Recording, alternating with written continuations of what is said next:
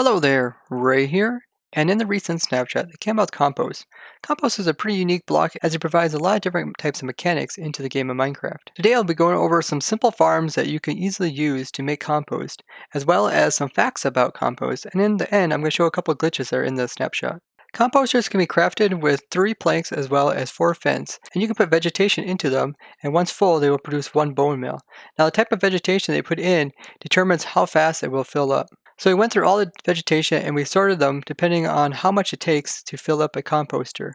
Now there is 7 layers that you can add to it, and then there's an 8th layer that forms at the very top. And in general, the less complex or the more common a vegetation is, the more it'll take to fill up a composter. So in this category here, every item that goes in, only 10% of them will actually add a layer to the composter.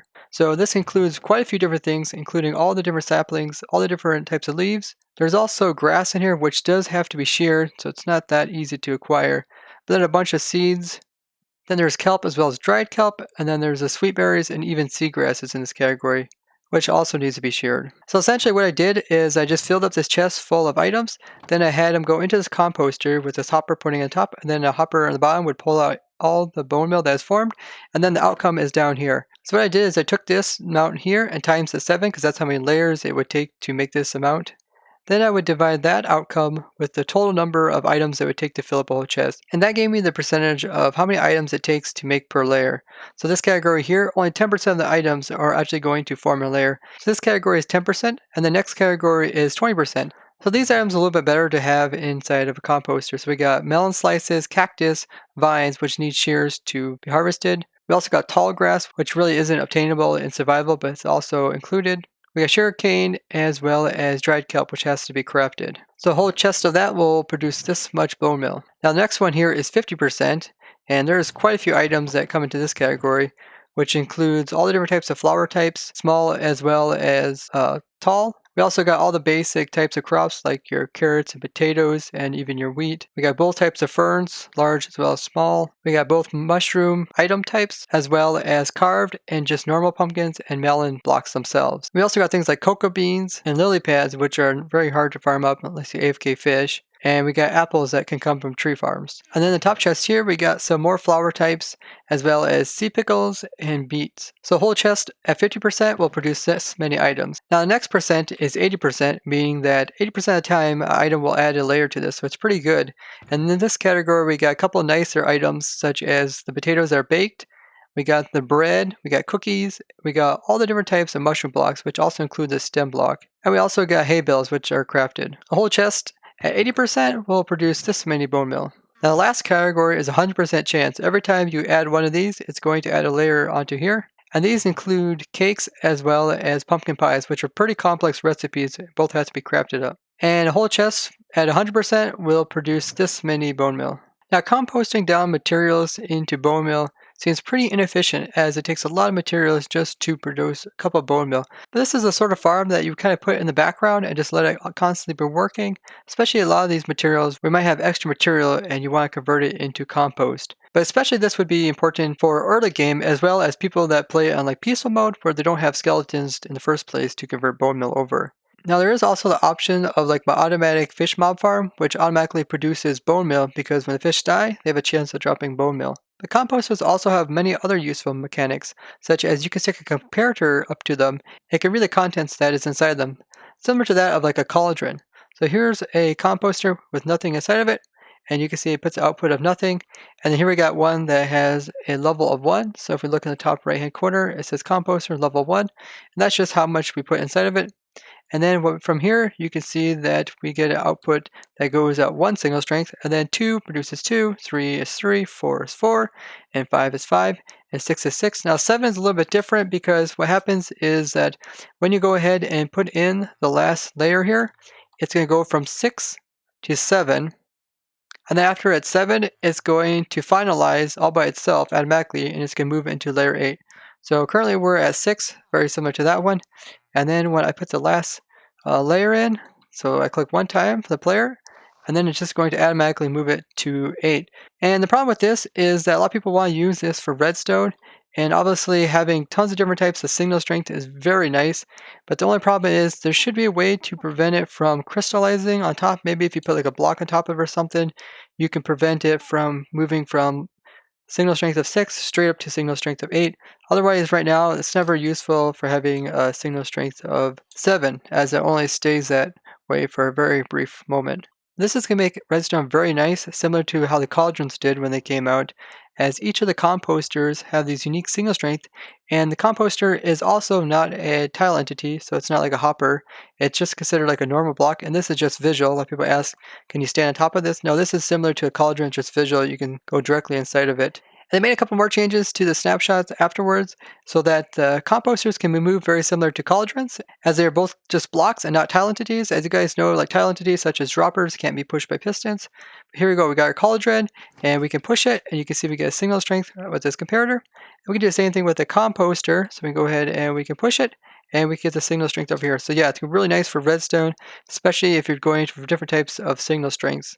It's also going to be a little easier to fill up, as you can just carry around a bunch of carrots and some composters, and then you can fill them up to whatever level you need them for your redstone.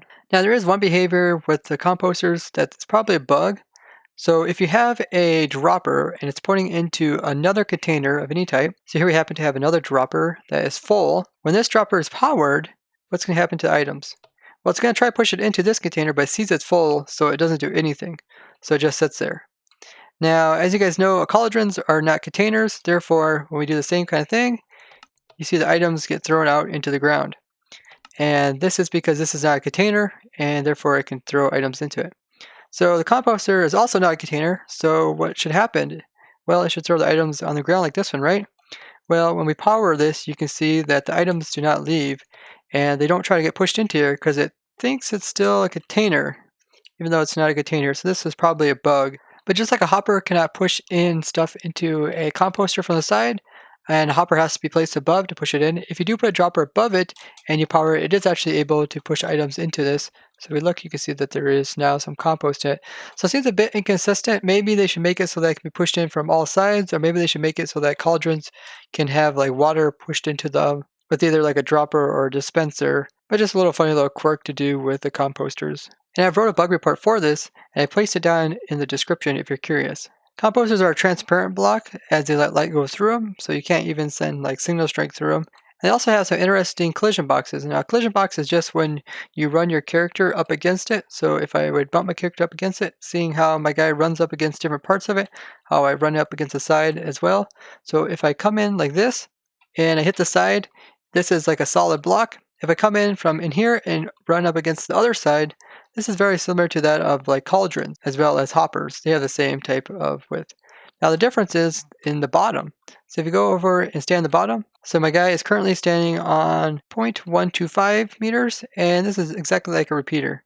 So it's different than like a cauldron, which is a little bit taller. This is nice because then you can also put like player inside of here and move them around, although there is a chance for the player to clip out when the player desyncs from the server. But you could stick like things in here like chickens or any kind of type of small mob inside of here, and then put like a little trap door on top to make a like little cage for your maybe baby rabbit or something. Now when composters get a new layer added, this will also be detected by an observer. So as I try to add in more of these poppies, you'll see that every time it adds a layer, it's going to send a signal through this observer. But since poppies only a small percentage actually increases the layers, every time I try and it fails, it's not going to be detectable by the observer. This is also a pretty cool mechanic that can be used in a lot of different types of redstone things. Maybe you have like a secret door and you have to add compost in it before it will open up. With so many different types of vegetation, it's pretty easy to make any type of farm convert over into a bone meal farm.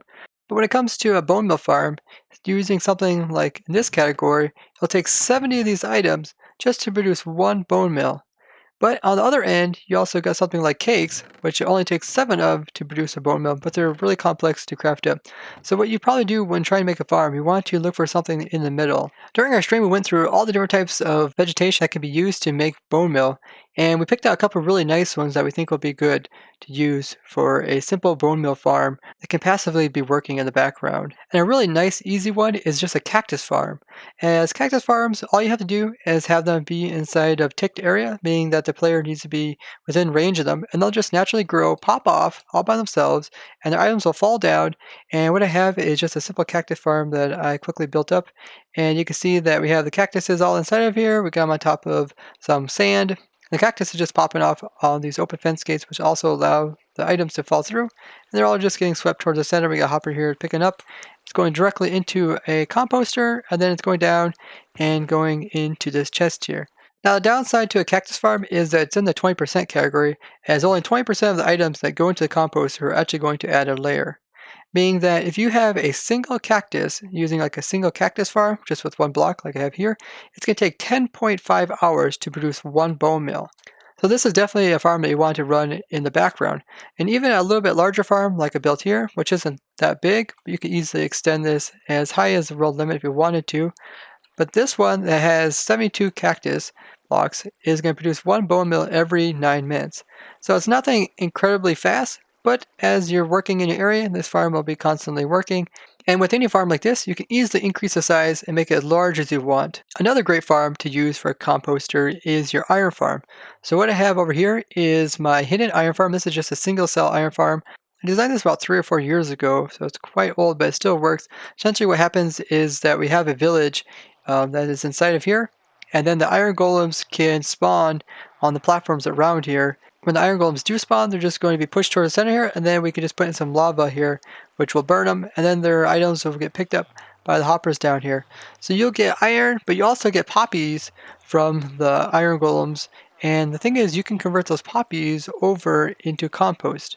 And the cool thing about this hidden iron farm is that you can stick it inside of like underneath of spawn chunks and no one will even know about it, as it only takes a single block to allow sky access down into the entire village. But unlike multiplayer servers, you can have very large iron farms. Recently, Comment, one of the ProtoTech members, has designed a lot of really cheap, inexpensive iron farms that are their stacking variation. So that means that you can stack several villages in a center point and have all the iron golems spawning in a single spawning space. And those type of farms can easily have hundreds and hundreds of villages producing thousands and thousands of iron as well as poppies per hour. This would be a great way to take all those poppies and convert them into bone meal. And nice thing, poppies aren't even that bad. They're at the 50%, so it only takes about 2 poppies to add a layer, meaning that it takes about 14 poppies just to give you one bone meal. So I'm definitely seeing this as being the future, especially with stacked iron farms. People can easily get tons and tons of bone meal from this, and they also can get rid of their poppies, as currently a lot of people are just burning their poppies and keeping the iron. And with iron farms, they can run on servers 24/7, even when no players are online, if you build them inside of spawn chunks, which is really nice. Now, another cool property about composters is they're also kind of like an item sorter, as if I put iron in here, it's obviously not going to go into a composter, but if I put poppies in there, they're going to filter them into here.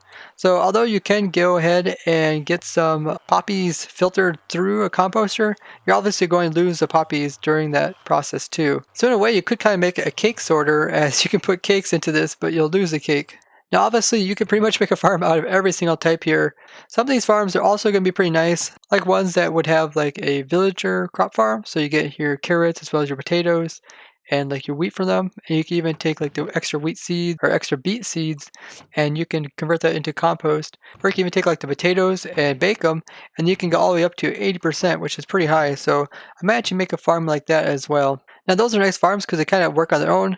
I think the next category up would be a farm where you'd have to have like pistons running. A lot of different types of piston farms are like kelp, where you can use pistons to break them, or like melon slices, as well as sugarcane can also use a piston farm to collect a lot of those.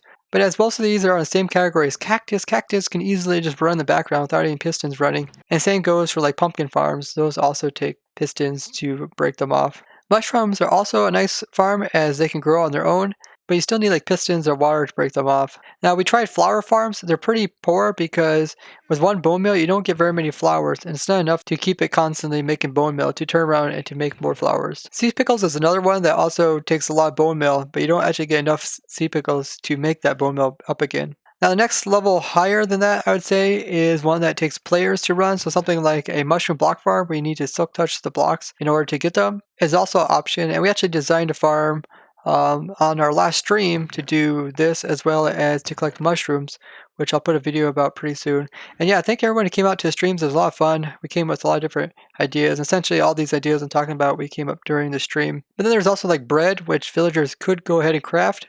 But wheat is over here, and it takes 3 wheat to essentially make a bread, so you might as well use the wheat than converting it to bread, as it is more efficient to use that. Then I would say the next category up is the one that takes items that need to be crafted, so stuff like your cookies, as well as like hay bales, and then you got like your pumpkin pie and cake, which all need to be crafted and are pretty complex things to do, which probably makes them not worth doing to make some bone meal. Now obviously to make bone meal, it's a lot easier to just go ahead and make a skeleton farm or a wither skeleton farm and take those bones and convert them over into bone meal. That does take crafting, and one of my goals is try to automate everything in Minecraft so that it can run on its own without having the player to have to craft it. So I really enjoy stuff like my automatic fish mob farm, which produces bone meal, and I really like this composter, which you can easily make some type of vegetation farm to produce bone meal without having to craft up bones.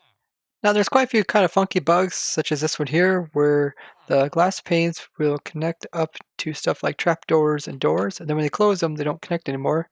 Here's a door. Open it and it doesn't connect anymore. There's also a lot of other little goofy bugs like this. They'll hopefully iron out by the time the full release occurs. Now I'm not usually too worried about bugs like this because they'll eventually be fixed. I'm really more concerned about bugs that can be really detrimental to future gameplay if they don't get fixed, such as performance and lag issues. Now ever since the 19W03A snapshot, they also came out with the B as well as C.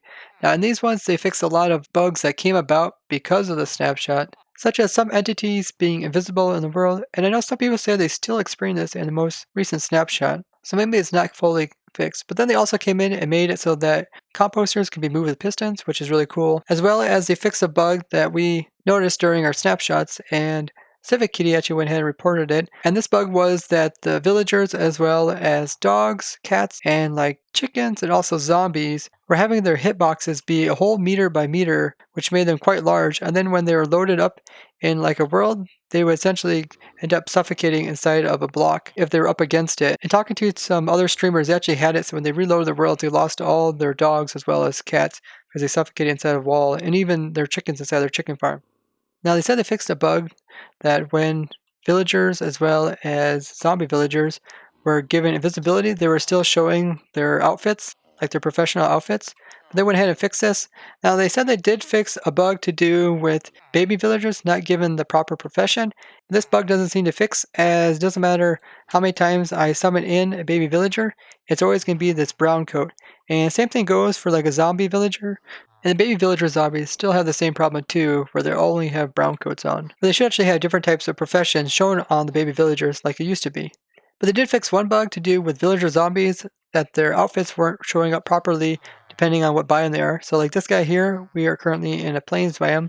So he's going to have like the plains biome outfit, as well as he's also going to have his professional outfit. And you can see that he has like a black robe. I think he's a blacksmith. So that makes it nice. So if you see one of these villager zombies in the world, you will know that this guy will turn into a blacksmith. So you can go ahead and get him healed up and he'll convert over exactly into what you see. As well as he will also keep his biome outfit. They also did a fix where the other variations of the mushroom blocks, such as like the brown ones and red ones, can be used as compost. Overall, I really enjoy the composter block. I find that it's going to have a lot of uses in vanilla survival. This is a great example of how they design a block that has many uses that can be integrated into many parts of survival, not only redstone, but also aesthetics as well as automation. I had a lot of fun coming up with these compost types of farms, and I'll be showing some more in the future as well. I'd like to thank you guys for watching, and if you guys found this video interesting, go ahead and hit that like button and share this video with others. And we're getting super close to 40,000 subscribers, so if you haven't already subscribed, this would be a great time to go ahead and do that. And if you'd like to be the first one to hear about when a video comes live, you can do that by turning on your notifications, which is that bell symbol. I'd love to hear what you guys think about the composter, as well as automatic farms that can be used with them. And I've also provided a world download to this world in the description. Bye bye!